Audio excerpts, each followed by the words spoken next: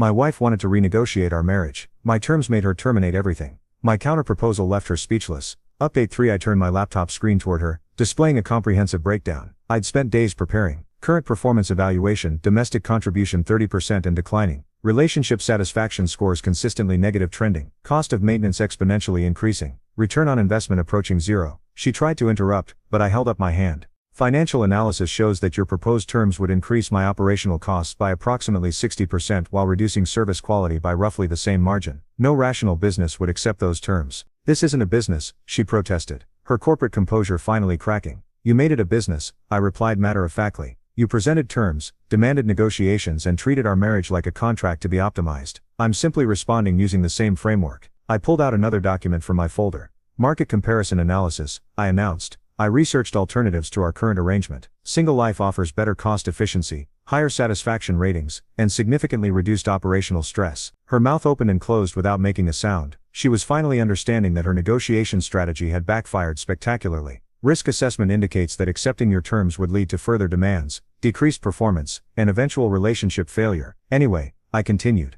Early termination mitigates those risks while preserving remaining assets. You're talking about our marriage like it's a failing company, she said, her voice breaking. Your words, not mine, I reminded her. You scheduled formal negotiations, presented terms and conditions, and demanded I either accept your deal or lose you. I chose option 3, find a better deal elsewhere. I leaned back in my chair watching her process the reality of her situation. But we can work this out, she pleaded, abandoning her corporate persona entirely. I can adjust my requirements. I'm afraid the negotiation window has closed, I said, using her own professional language against her. Your initial proposal revealed fundamental misalignment in our business objectives. Continuing this partnership would be throwing good money after bad. She stared at the divorce papers, finally understanding that her power play had completely backfired. What about everything we built together? She asked desperately. That's covered in Section 4 of the dissolution agreement, I replied, tapping the documents. Asset division, timeline for transition, and termination of all shared obligations. Very clean, very professional. I don't understand how this happened, she said, looking genuinely confused. I thought you'd want to keep me.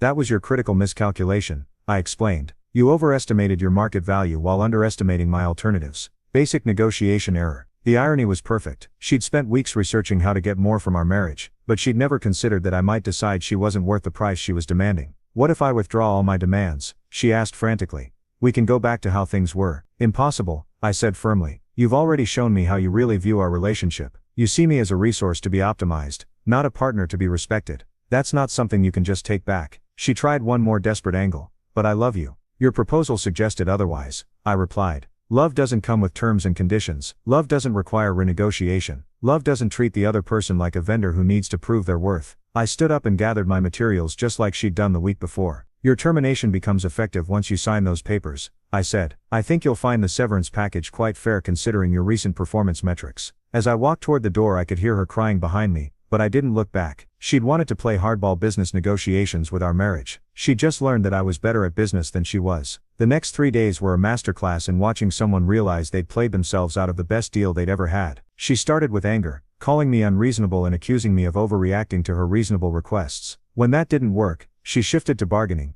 offering to modify her terms or abandon them entirely. I was just testing our communication, she claimed Tuesday morning, cornering me in the kitchen. I wanted to see if we could work through difficult conversations together. Testing, I repeated, pouring my coffee without looking at her. Interesting way to describe presenting an ultimatum with printed charts and formal documentation. Maybe I came on too strong, she admitted. But we can fix this. I'll tear up my proposal and we can start fresh.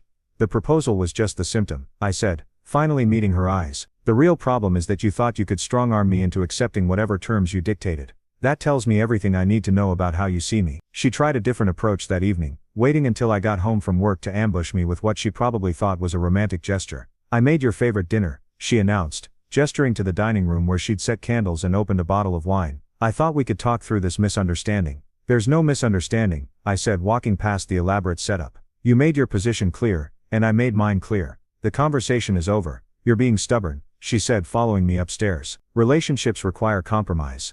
You're right, I agreed. They do require compromise. Your proposal had zero compromise in it. It was a list of demands with a threat attached. By Wednesday, desperation had fully set in. She showed up at my office during lunch, crying and begging me to reconsider. I've been talking to my sister, she said, sitting across from my desk like a client, pleading for more time to pay their bills. She helped me understand that I was approaching this all wrong. Your sister helped you understand that threatening your husband with divorce, unless he accepts your terms, might backfire.